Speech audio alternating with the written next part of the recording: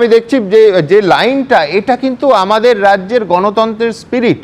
লক্ষ্য করুন যে দুটো লাইন এবং একটা পুরুষ একটা মহিলা, দীর্ঘ এই লাইন প্রমাণ করে যে এই গরমে সমস্ত কাজ ফেলে ওই যে সকাল সকাল নিজের ভোট নিজে দেওয়ার ডাক, তাতে সাড়া দিয়ে এই সাধারণ গ্রামের মানুষ চলে এসছেন। এই দীর্ঘ লাইন সেটা প্রমাণ করছে। কিন্তু তাদের এই আশ্বাস, এই ভরসা, গণতন্ত্রে এই যে স্পিরিট, এইটাকে রক্ষা কি করতে পারবে নির্বাচন কমিশন? আমার সঙ্গে স্টুডিওতে অতিথিরা আছে, আমি আসবো।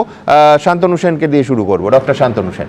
দেখুন সুমনবাবু, প্রথমেই বলি, আপনি শুরুই করলেন এটা বলে যে একটা নজিরবিহীন পরিস্থিতির মধ্যে এবার বাংলা নির্বাচন হচ্ছে। আজকে বাংলায় যে 3,60,00,000 মানুষ 152টা কেন্দ্রে ভোট দেবে, যে 1478 জন প্রার্থী রয়েছে, আমরা কিন্তু সম্পূর্ণভাবে 2023 সালে পার্লামেন্টে বুলডোজ করে ইলেকশন কমিশন গঠনের বিলকে পাল্টে দিয়ে প্রধানমন্ত্রী নরেন্দ্র মোদী, স্বরাষ্ট্রমন্ত্রী অমিত শাহ এবং বিরোধী দলনেতা 2:1, সেইখানে তারা যে নির্বাচন কমিশন তৈরি করেছিলেন, তাদের তৈরি নির্বাচন কমিশনের প্রধান জ্ঞানেশ কুমারের নেতৃত্বাধীন প্রশাসনে কিন্তু আমরা আজকে রয়েছি। আপনি যেখানকার কথা বলছেন, শুধু মুর্শিদাবাদ জেলাতেই 240 কোম্পানি সেন্ট্রাল ফোর্স তারা ডিপ্লয় করেছে। তা এরপরেও আজকে চিফ সেক্রেটারি থেকে শুরু করে, ডিজি থেকে শুরু করে, 13 জন ডিএম থেকে শুরু করে, 73 জন রিটার্নিং অফিসার থেকে শুরু করে, এটাও মানুষ যে এই ডোমকল এবং মুর্শিদাবাদের ল অ্যান্ড অর্ডারের যে সিচুয়েশন হয় বছরের পর বছর ভোটে, তাতে নির্বাচন কমিশন এই ব্যবস্থাগুলো না নিলে তো বলতাম যে চোখে ধৃতরাষ্ট্রের মতো নির্বাচন কমিশন ব্যবস্থা নিয়েছেন, বেশ করেছেন। সেটা নিয়ে আমার বলার কিছু নেই। পশ্চিমবঙ্গকে তারা গায়ের জোরে দখল করতে চেয়েছে।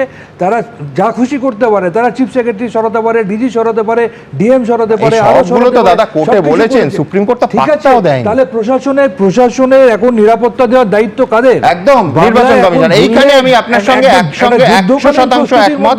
আমি স্বপনদার কাছে আসবো। একেবারে ঠিক বলেছেন যে দায়িত্ব তো নির্বাচন কমিশনের। যে ডোমকলের নাম হয়ে গেছিল, আমার বলতেও খারাপ লাগে, বোমকল, সেই ডোমকলে সকালে সামান্যতম মানুষ ইনসিকিউর হবেন কেন?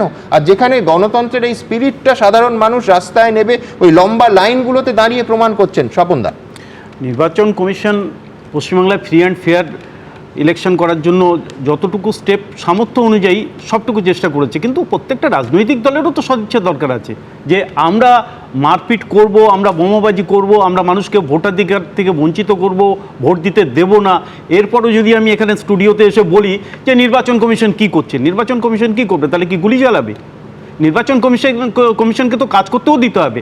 এটা তো সম্ভব নয় যে এক একটা বুথে পুরো 100-150 জনকে সেন্ট্রাল ফোর্স দিয়ে তারা ঘিরে রাখবে। নির্বাচন কমিশনকে অসীম ক্ষমতা দেওয়া হয়েছে, ওশান অফ পাওয়ার, যে ক্ষমতাকে প্রত্যেকটা শুনানিতে, make no mistake, supreme court বৈধতার শিলমোহর দিয়েছে, সেই নির্বাচন কমিশনকে নির্বাচনের দিন তো দায়িত্ব নিতেই হবে। সে তো নিচ্ছে, মানে এটাও তো মানতে হবে যে নির্বাচন কমিশন পুরো, আপনি বলুন কেন একজন গ্রামের মহিলা বলবেন যে কোথায় পুলিশ অবজারভার, এবং সচেতনতা ভাবুন, হ্যাটস অফ, যে কোথায় পুলিশ অবজারভার, কোথায় জেনারেল অবজারভার, এই নাম্বারে ফোন করেছি বেজে যাচ্ছে। তো লাইভে দেখলাম না, একটা ঘটনা, একটা দুটো ঘটনা যে ঘটবে না এর তো নয়, যে আমাদের সদিচ্ছার তো অভাব আছে, এটা তো মানতেই হবে। যে একটা রাজনৈতিক দল পুরো ক্রিমিনালাইজেশন করে দিয়েছে সোসাইটিকে, পুরো ক্রিমিনালদেরকে রাস্তায় নামিয়ে দিয়েছে, তাদেরকে যে ভোট।